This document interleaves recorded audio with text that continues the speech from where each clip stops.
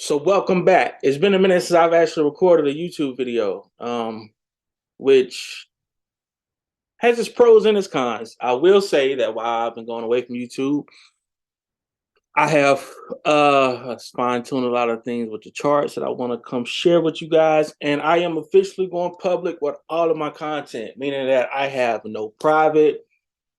I do have one private Telegram that I am gonna keep.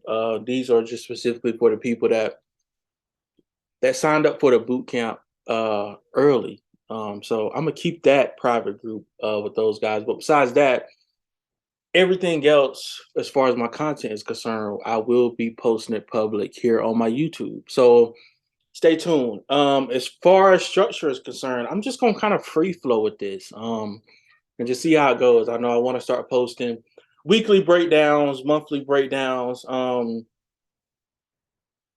Daily breakdowns. I want to post gems, just outlooks on how I approach the market, um, and just my whole system overall, regarding the algorithm. The anatomy of candles, the art of timing, and the constant liquidity target. Those are the four pillars that make up my system. The two most intriguing parts to me that I love the most is the anatomy of candles and the art of timing. I love those two topics because those to me are like the icing on the cake. The algorithm is honestly the heart and the engine. The algorithm is essentially just being able to acknowledge when price is either overbought or oversold. Because if you're able to determine just those two natures of the market itself, then you'll never essentially get caught on the wrong side of the market. So from there, we're just gonna jump straight into it. Here, I'm gonna break down two trades that I took last week. Two very simple buys. I'm gonna start from doing a top-down weekly analysis before I actually get into the previous week. So before I approached the next week, this was the weekly profile of the previous week. And the only thing that I really took note of was Friday's closing here.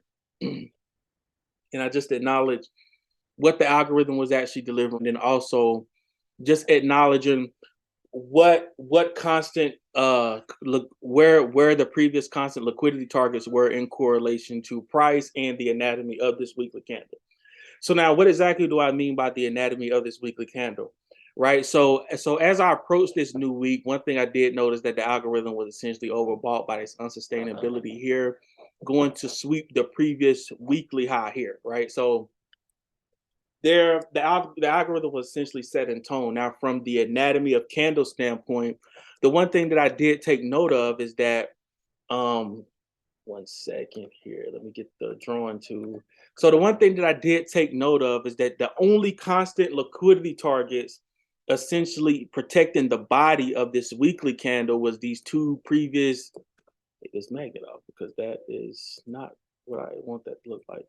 Was these two previous daily lows, right? So therefore, as I approach the new week, how how I approached the new week was that I said was that okay, I was anticipating this week to be bullish, but where from? Right now, if I were anticipating this week to essentially be bullish and for these lows to main for these previous daily lows to maintain, that's basically essentially saying that I expect the new weekly low parameters to be printed within these parameters, the new weekly body low or the new weekly low to be printed within these parameters here. Right now, that's not to say it couldn't, but the one thing I wanted to acknowledge that I just pretty much set some points of demand where price would essentially react, and then time would tell me time, and then price itself would actually tell me a story, right? So that's how I approached the week. Just but overall, these two were an automatic target for me because for me, from an intraday perspective, the most recent CLT constant liquidity target from an intraday perspective would be these two previous daily, well, this previous daily low that essentially went and swept the buy side liquidity here over this previous weekly high. Right now, from a this is more like an intraday perspective as well. But the most recent CLT, besides the previous daily low, was actually this previous H4 low here at 9 a.m. The only demand that was present before this previous H4 low was here. So I had that marked out, and I was curious to see if price would react there, and time would play a significant role for that, which is where my first trade came from here. So if we just go to the next day and put the next day on here and just dissect some things for a minute. So if we go back to the 5 minute, just in case you guys didn't know, I analyze price from like the 1 and 5 minute. I analyze price from the 1 and 5 minute, but in all actuality, I'm trading the 4 hour chart because I mark 4 hour parameter. So from 5 to 9, I know that I'm in 1 4 hour cycle, but I'm on a 1 minute chart, right? So, but this indicator, this PO3, shout out to whoever made this indicator. It's a really dope indicator. I like it because you can actually see a higher time frame candle profile from the 1 minute chart, which is very effective for me because I trade the 1 minute chart from a 4 hour perspective. So it helps out a lot, and I'll dissect that as well as how I use that in correlation to price, and then just understanding the anatomy of candles overall. So first things first, I typically wake up around about 4 a.m. in the morning. I used to wake up and trade. I used to wake up at 2. But one thing I noticed about waking up at 2, when my win rate drastically increased when I started waking up at 4, primarily because waking up at 2, sometimes you can be playing within a daily range that hasn't really given me much of a narrative yet. You can be playing within the parameters of the current daily high, the current, or going to create the current daily low, and it just fit my trading style a little bit better to wake up a little bit later. It eliminated me forcing trades, getting the things a little bit early, and then I mean I still miss some trades that may happen at 2, but you don't miss what you're just not at the charts to actually execute. So I don't look at it like I miss it. It just wasn't meant for me. Right. But to say the least, this demand zone that I actually had marked out, what I noticed is that we executed that demand zone in the 4 hour, in the last 4 hours of London. So from 5 to 9, we execute that demand zone. And one thing I noticed what the algorithm was delivering in correlation to here. I noticed that the previous H4 high was here. The previous H4 high was here. So one thing that I would ask is that, okay, if I'm anticipating the next H4 candle to essentially close bearish, or if I'm anticipating this previous H4 high to maintain, what supply here, if we should go out to a 15-minute chart, just to make this a bit cleaner, what supply here would I actually sell off of? And there was none that really stuck out to me. For one, some people may consider like, why not these and why not these? And one, I don't really like trading supply or demand zones that have a lot of um price action beside them per se. It's just not really something I look for. So that just didn't really stand out to me. So now from a time perspective, one thing that I had in mind is that in executing this buy here, that I was executing with the intention of just buying London's low. That's it. That's all I wanted to do. Is that it's the last 4 hours in London. The algorithm is essentially oversold from the previous H4 H here. There was no significant supply that I actually wanted to sell off of here. Um, all of these were just CLTs, essentially constant liquidity targets, essentially stacking on top of each other. What I mean by that is that like this here essentially being and a previous H1 high. So that's a constant liquidity target. This here essentially being a previous H2 high, a constant liquidity target. So from here, no major sweeps. no major sweeps of any buy side liquidity, just seeing these constant liquidity targets stack. And if we go to 4 o'clock, which was here, this here being, the previous H1 high here. I'm here. So this right here was my point of interest, and then my stop loss. I could have put it, here, which would have been, a 3 pip stop. It would have gave me a little bit more RR, but I didn't mind letting it breathe a little bit. A 4 pip, I feel like that's great. Even if you went here for a 7 pip stop and got a five, what's that? A 5 to 1? I mean, that's still that's beautiful. But to say the least, that just granted me an 8 to 1 execution, and then if we just go here and let this play out into the next H4 sec, well, not that far. If we just go back to here and let this play out. And the only thing I wanted the algorithm was to come back and fill with respect to itself, was to get this previous H4H, right? And which it did. And you'll see that a lot of these points in the market, when you understand the algorithm, and it just runs back to previous CLTs, but obviously H4 constant liquidity targets override H1, H1, H2, current H4H, and things of that nature. So when I see stacks like these, it really it's just more confluence, right? So the market literally runs straight to that point and dips off. Now for me, I wanted to sell here, but I was a little bit stubborn. I had a 10-minute point of interest that we didn't quite feel. I wanted this here. I wanted this here primarily because I like the order flow here to here. Then we had, the small inefficiency here. So I wanted that and I didn't get it, no biggie. And then price, if we go back to the 4 hour and just put that next 4 hour candle in here, price sells off and we go and run this previous H4 low here and the day closes, right? So, which from an algorithmic standpoint, and seeing this daily cycle, it made perfect sense for price to essentially close here, because at the time in which price was executing, at the time in which price swept this low here, right? We're in New York. We're in the first 4 hours of New York. So essentially, just from a time standpoint, great time to essentially create the daily low. If you just acknowledge the anatomy of this daily profile alone, we've already expanded drastically from Asia, right? And the day closes. Now, if we back up to here, because this is just a quick little nugget.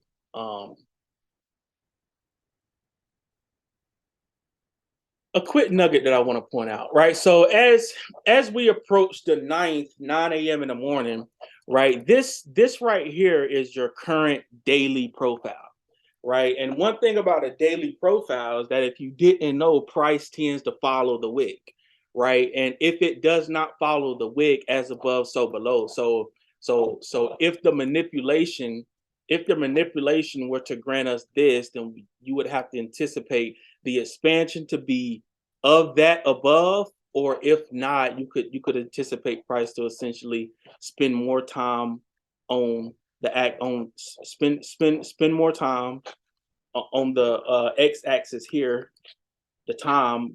And what I mean by that is, if price was to come up here and sweep this high, then versus accelerating it versus price actually going higher, then you can, and spending more time here on the y-axis, then price could essentially go here and we do here, right? Which is what price essentially does when it closes, is that you can see we close here, and then price spends money on this axis rather than here, right? Time and price are forever interchangeable, so it's gonna have to spend it somewhere. We know it's gonna automatically spend it here, but in some cases, spending it here, we get more drive on price. So now to approach the next day, I didn't for where we were in terms of price, this here was still for where we were in terms of price, actually getting, the reaction here, this here became an ultimate target for me. So approaching the next day, I was only concerned with, I had alerts set at these two previous daily lows, and I was only concerned about looking at price after we swept those lows, price had given me something, um, unless price had just showed me otherwise. So to say the least, just to dive straight into these executions. I'm kind of moving kind of quick because when I do these videos, I don't want to make like really long, drawn out videos. So one thing that I took note of is that as we approach the next day, Tuesday, was just the anatomy of this candle profile alone, right? As we're approaching the 9th hour here, the one thing that I took note of is that the current daily high was here, age of the previous H4H was here, so I could see intention was building here. All right. Before this execution, let's just go here. So as we sweep this, one thing I could take note of is that the previous H4H was here, and then the current H4H was here. So the same way, the same ideology and the way liquidity was essentially building here, no major sweeps, was the same fractal play in which liquidity was built here, right? It's just the market is always fractal. It's just you have to understand price contracts, expands. So every fractal play, it really looks the same, but it's just some expansions are bigger, some are smaller, and then it all depends on what cycle you're actually um analyzing price from. Like for here, I was analyzing from a 4-hour cycle standpoint, 4 out of 4 hour. From here, this is a 4 hour, but I'm more so the constant liquidity target overall that was essentially holding price lower was this current daily high was created on Asia. So for me, this was post this execution here. So we just fast forward this up a little bit. So I had this 5 minute point of interest. If we go down to the 1 minute, post running that, the only thing I was looking for was optimism at this point, and my optimism was this here. And optimism for me is anything that just gives me the incentive to either buy or sell, whichever bias I have. So whether that's just a breaker structure, momentum, speed, maintenance, right? So for me per se is that if I'm executing here, I'm executing with the intention of creating this daily low, right? And then from a time perspective, it's perfect timing, therefore, because we're in New York. So we're in the last session of a day. There's only 3 sessions of a day. So from a session standpoint, this made sense to create the daily low. Then I also understood that if this is my first TP1, and then obviously my first TP2 been up here, is that I'm anticipating potentially buying the weekly low, right? So therefore, now one thing I did like is that if I let's change this to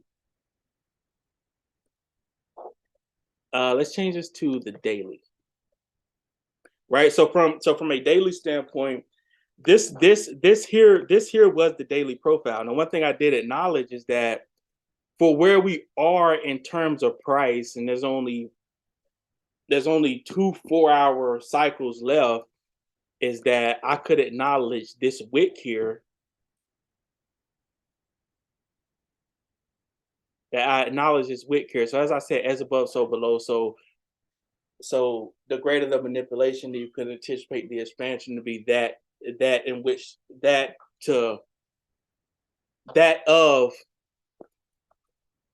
I'm trying to think of exactly how I want to say this. So the greater the manipulation, anticipate the expansion to be equal to that, or if not, spend time on the x-axis here, right? So considering the time in which this execution took place, I was anticipating price to spend more time here, just to complete this daily cycle in specific. Now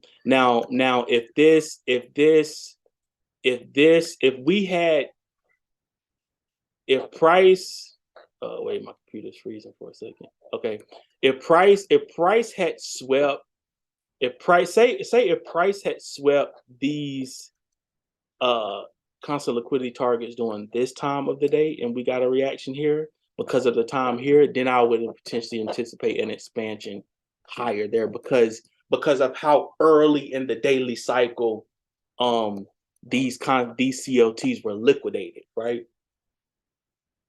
So that's where time, like in time in the forest market, you got to understand that it's like there's only so much to happen in 8 hours of a cycle or 4 hours of a cycle, right? There's just only, especially unless there's like news. If there's like no news on any specific day, there's just only so much, like, especially when you trade a pair.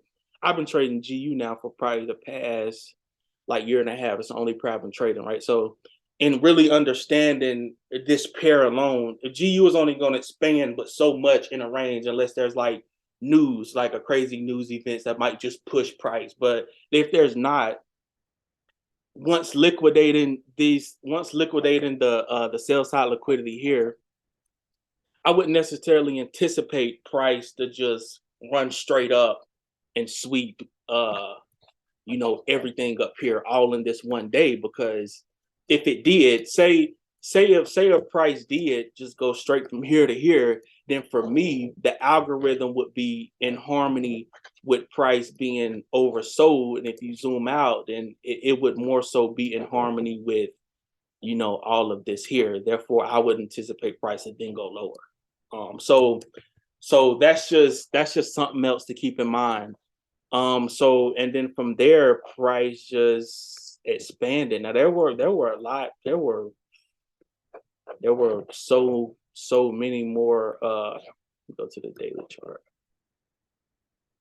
and from there, price just expanded, and there were tons of more opportunities to get in there. If you didn't, there's a great buy opportunity here. Great buy opportunity here. There's a great buy opportunity here. Now here, I wasn't behind, and this I usually market execute everything, and this is the reason why I do not like limits. Because here per se, on this 15-minute, I wasn't behind the chart after I took that first buy.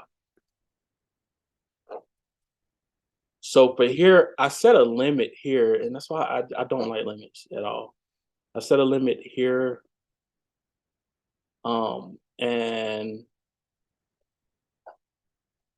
and price tips it and dipped out, but my limit didn't get filled here. Primarily just due because of spread, just to tip in and dip out. So, and that's why I'm not a limit type of guy. I really hate limits. For reasons like these, because if I'm behind the charts, just this tip, I'm gonna execute this and just go with it. But to say the least, as we can see, before we approach the next day, the market essentially closed here, right? So versus spending time here on the y-axis, we spent it here, right? Which is what I wanted to see. And the reason why I really wanted to see that, because everything works in cycles. So as I approached the next day, this was something that really added confluence to holding this buy, was that if I go here and change this to a 2-day, because I realized that we're right now that I'm within a 2-day cycle. So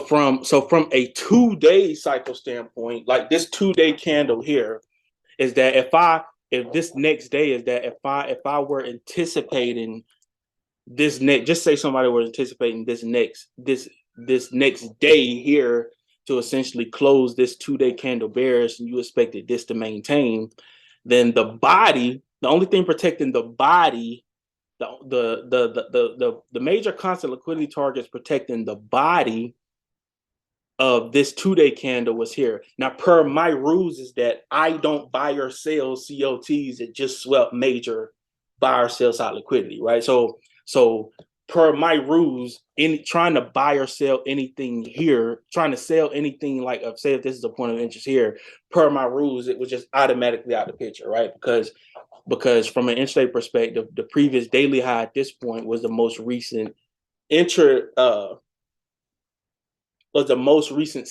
from the intraday perspective that actually went and swept this major sell side liquidity here, which was why this was automatically my TP1. Right now, on top of that, when I apply the anatomy of candles, right, in understanding where I am in correlation to price alone, when I apply the anatomy of candle, this 2-day candle profile was to say is that, okay, just say I were to essentially be going to sell here, then that's basically saying that you anticipate the next 2-day candle high to be printed within these parameters here and then to drive price lower. Which just was not in favor for me per my system, and then just in understanding the anatomy of candles and then just price alone, it added more confluence to my buy bias versus sales. And from there, the market's just let me go back to here and refresh this. The markets did as anticipated. So 2 trades, just right here, granted me a 14 to 1 overall. And then